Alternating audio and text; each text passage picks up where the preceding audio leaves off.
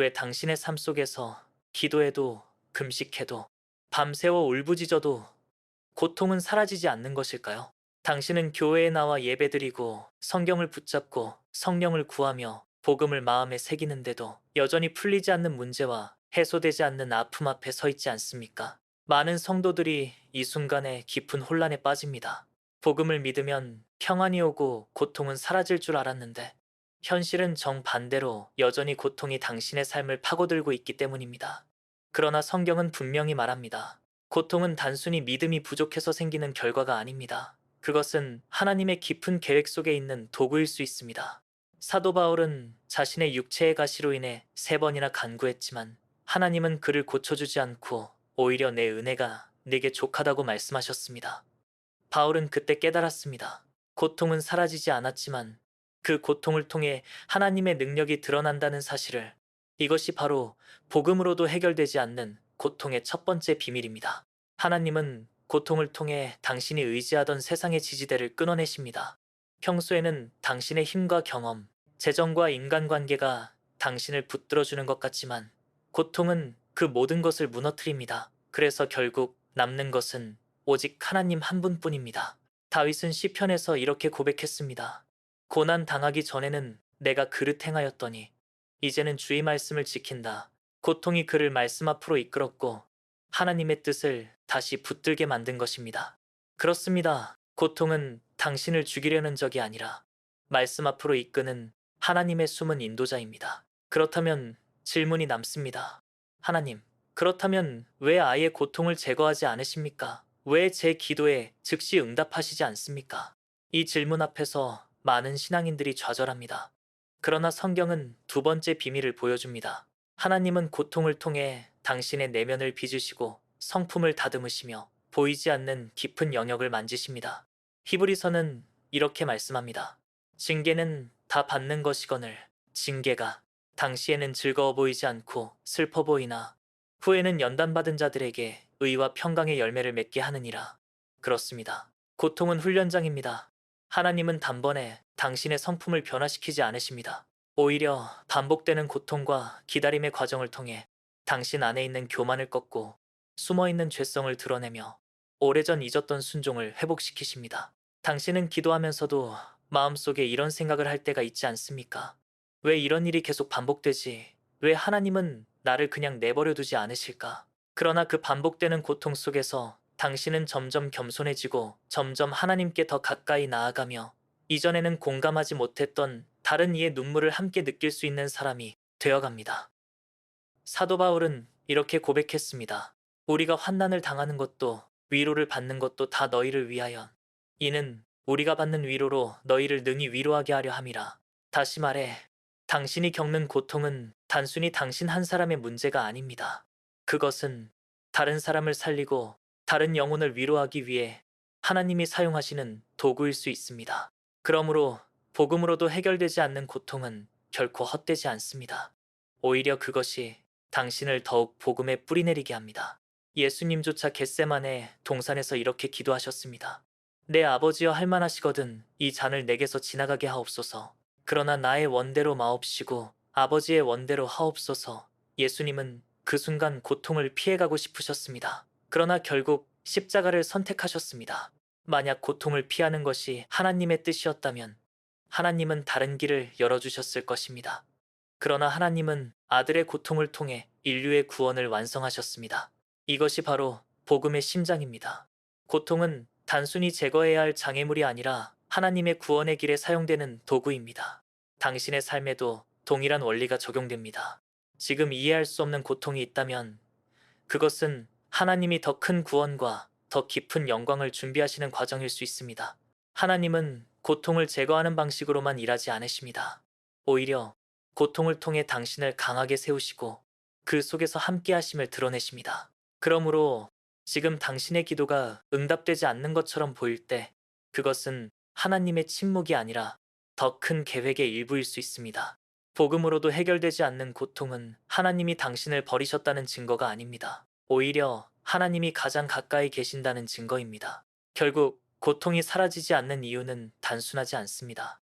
그것은 말씀 앞으로 돌아오게 하고 성품을 연단하며 다른 이의 아픔을 품게 하고 무엇보다 하나님 자신을 더 깊이 알게 하기 위함입니다. 그리고 하나님은 고통을 통해 당신이 스스로 알지 못하는 깊은 영역을 다루십니다. 눈에 보이는 문제는 해결되었는데도 여전히 마음속에 설명할 수 없는 공허함과 무거움이 남아있을 때가 있습니다. 겉으로는 웃고 있지만 속으로는 울고 있고, 사람들은 다 괜찮다고 말해도 당신의 깊은 내면은 전혀 괜찮지 않을 때가 있습니다. 바로 그 순간에 하나님은 당신의 영혼을 다루십니다. 사람들은 고통을 피하고 싶어 하지만 하나님은 고통을 사용하십니다. 그것도 아주 깊은 차원에서 인간의 손이 닿을 수 없는 내면의 뿌리를 건드리십니다. 그래서 기도해도 병이 낫지 않고 상황이 바뀌지 않을 때 하나님은 단순히 문제 해결자가 아니라 내면의 수술자로 역사하고 계신다는 것을 기억해야 합니다. 말씀은 좌우의 날선 검처럼 영혼 깊숙한 곳을 찔러 들어가 마음의 생각과 뜻을 드러냅니다. 고통은 그 말씀이 역사할 공간을 열어줍니다. 인간은 평안할 때 내면 깊이 내려가지 않습니다. 그러나 고통은 거짓 없는 자리로 우리를 몰아넣습니다. 그때 숨겨왔던 죄와 두려움이 터져나오고 하나님은 바로 그 순간을 기다리십니다. 이 과정에서 당신의 우상이 드러납니다. 평소에는 몰랐던 의지처들이 고통 앞에서 무너집니다. 돈, 명예, 사람의 인정, 심지어는 종교적 행위까지도 의지할 수 없게 됩니다. 신명기는 사람이 떡으로만 사는 것이 아니라 하나님의 말씀으로 산다고 말합니다. 결핍과 아픔 속에서 비로소 당신은 진짜 생명의 근원이 어디인지 깨닫게 됩니다. 그리고 고통은 당신의 정체성을 새롭게 합니다. 세상의 기준으로 스스로를 평가하던 삶에서 벗어나 오직 하나님의 자녀라는 정체성을 붙잡게 만듭니다. 베드로전서는 당신이 택하신 족속이여 왕 같은 제사장이라고 말합니다. 이 말씀은 고통 속에서 더욱 실제가 됩니다. 더 이상 세상이 흔들 수 없는 신분, 하나님의 백성이라는 정체성이 생깁니다. 마지막으로 고통은 당신의 사랑을 정화합니다. 응답 때문에, 축복 때문에, 문제 해결 때문에 하나님을 사랑했던 마음이 고통 속에서 벗겨지고 그분 자신을 사랑하는 자리로 나아갑니다. 예수님은 베드로에게 3번 물으셨습니다. 네가 나를 사랑하느냐? 고통은 바로 이 질문을 당신에게 던집니다. 그리고 그 대답 속에서 사랑은 더 깊어지고 더 진실해집니다. 그러므로 하나님은 고통을 통해 내면 깊은 영역을 다루시고 우상을 무너뜨리며 정체성을 새롭게 하시고 사랑을 정화시키십니다. 그 모든 과정은 결코 낭비가 아닙니다. 오히려 하나님의 손길이 가장 깊이 역사하는 순간입니다. 당신이 진정으로 하나님을 따르는 성도라면 반드시 피할 수 없는 과정이 있습니다. 그것은 바로 연단입니다. 연단은 단순한 시련이나 고통을 의미하는 것이 아니라 하나님께서 당신의 믿음을 단단히 세우시기 위해 허락하시는 불가피한 과정입니다. 많은 이들이 신앙생활을 시작할 때 복음은 마치 모든 문제가 단숨에 해결되고 인생이 평탄해지는 길처럼 생각합니다. 그러나 성경은 오히려 반대로 말합니다. 믿음의 길은 고난과 연단을 통해 빚어지고 고통의 과정을 통해 단단해진다고. 그래서 베드로전서는 너희 믿음의 확실함은 불로 연단하여도 없어질 금보다 더 귀하여 예수 그리스도께서 나타나실 때 칭찬과 영광과 존귀를 얻게 할 것이라고 말씀합니다. 이 말은 단순한 위로가 아닙니다. 믿음은 반드시 불같은 연단을 통과해야 정금처럼 드러난다는 선언입니다. 당신의 믿음이 고통 속에서 흔들리지 않고 끝까지 하나님께 서 있는지를 드러내는 과정, 그것이 바로 연단입니다. 그렇기 때문에 성도의 삶에서 연단은 선택이 아니라 필수이며 피해갈 수 없는 과정입니다. 아브라함의 이야기를 보십시오. 그는 하나님의 부르심을 받아 믿음의 조상이라 불렸지만 그 길은 끊임없는 연단의 연속이었습니다. 100세에 얻은 아들 이삭을 번제로 바치라는 명령은 인간적으로는 도저히 감당할 수 없는 시험이었습니다. 그러나 하나님은 그것을 통해 아브라함의 믿음을 연단하셨습니다. 그리고 그가 순종했을 때 하나님은 이렇게 말씀하셨습니다. 네가 네 아들, 네 독자라도 아끼지 아니하였으니 내가 네게 큰 복을 주고 네 씨가 크게 번성하게 하리라. 연단을 통과한 아브라함은 단순히 복을 받은 사람이 아니라 하나님의 언약을 이어받을 믿음의 조상이 되었습니다. 이처럼 연단은 하나님의 축복을 받기 위한 관문이자 반드시 거쳐야 할 과정입니다. 당신의 삶에서도 하나님은 이와 같은 연단을 허락하십니다. 하나님은 단순히 당신을 편안하게 살게 하는 분이 아니라 당신을 믿음의 사람으로 세우기 위해 연단을 허락하십니다. 그래서 고통이 찾아올 때 당신은 왜 하나님이 나를 사랑하시면서도 이런 일을 허락하실까 의문을 가질 수 있지만 그 순간이 바로 연단의 시간이며 하나님이 당신을 더 깊은 믿음으로 이끄는 시간이라는 것을 기억해야 합니다. 또한 연단은 단순히 고통을 참아내는 것이 아니라 그 속에서 믿음이 성숙해지는 과정입니다. 로마서는 환난은 인내를, 인내는 연단을, 연단은 소망을 이루는 줄을 안다고 기록합니다. 환난이 단순히 고통으로 끝나지 않는 이유는 그 안에서 인내가 만들어지고 인내 속에서 믿음이 견고해지며 그 믿음이 결국 흔들리지 않는 소망으로 이어지기 때문입니다. 그렇기에 지금 당신이 겪는 고통은 결코 끝이 아닙니다. 지금은 눈물로 하루를 버티고 있을지라도 그 눈물은 헛되지 않고 오히려 내일의 소망을 준비하는 씨앗이 됩니다.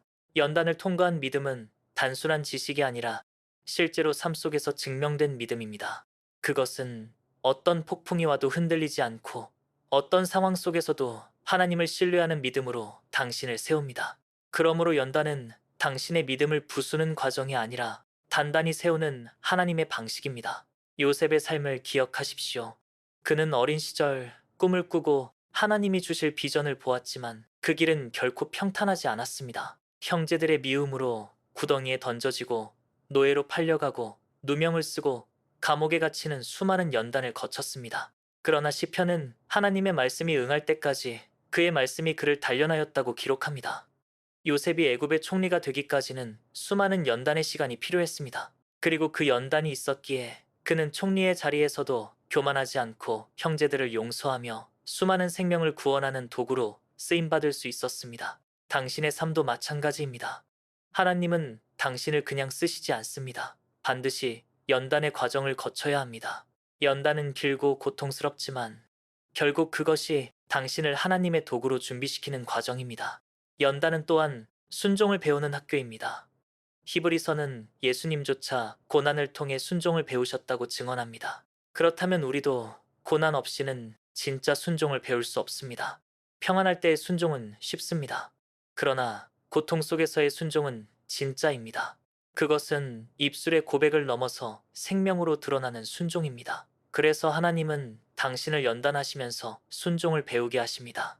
고통 속에서도 여전히 하나님을 붙드는지, 응답이 없을 때도 여전히 하나님을 신뢰하는지, 실패와 좌절 속에서도 여전히 하나님께 무릎 꿇는지, 그 모든 것을 통해 순종이 진짜가 됩니다.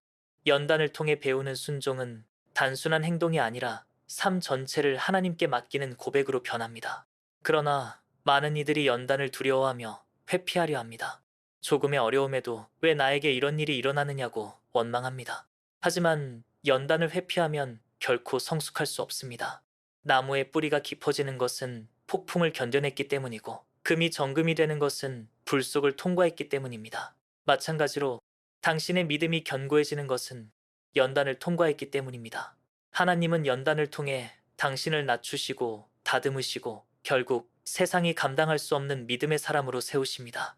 그러므로 연단은 두려워해야 할 것이 아니라 감사로 받아들여야 할 하나님의 선물입니다. 히브리서는 주께서 사랑하는 자를 징계하시고 받아들이시는 아들마다 채찍질하신다고 말씀합니다. 지금의 고통은 하나님이 당신을 버리신 증거가 아니라 오히려 사랑하시고 인정하신 증거입니다. 마지막으로 고통은 결국 하나님의 영광으로 드러납니다. 바울은 현재의 고난은 장차 나타날 영광과 비교할 수 없다고 말했습니다.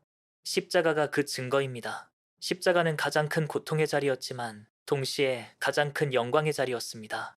예수님은 그 앞에 있는 영광을 바라보셨기에 십자가를 견디셨고 그 결과 인류의 구원이 완성되었습니다. 당신의 고통도 마찬가지입니다. 지금은 너무 무겁지만 언젠가 그 고통은 하나님의 영광으로 바뀔 것입니다. 지금의 눈물은 다른 영혼을 살리는 위로가 되고 지금의 약함은 하나님의 능력이 드러나는 무대가 되며 지금의 상처는 공동체를 살리는 증거가 됩니다. 그리고 무엇보다 고통은 당신의 시선을 바꾸어 놓습니다.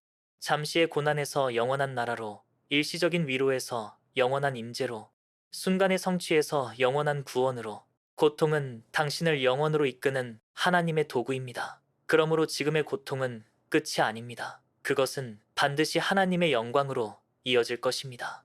그리고 언젠가 당신은 이렇게 고백하게 될 것입니다. 하나님, 그때는 이해할 수 없었지만 이제 보니 그 모든 고통은 하나님의 영광을 드러내기 위한 과정이었습니다. 이것이 복음으로도 해결되지 않는 고통의 마지막 비밀이며 고통 너머에 드러나는 하나님의 영광입니다.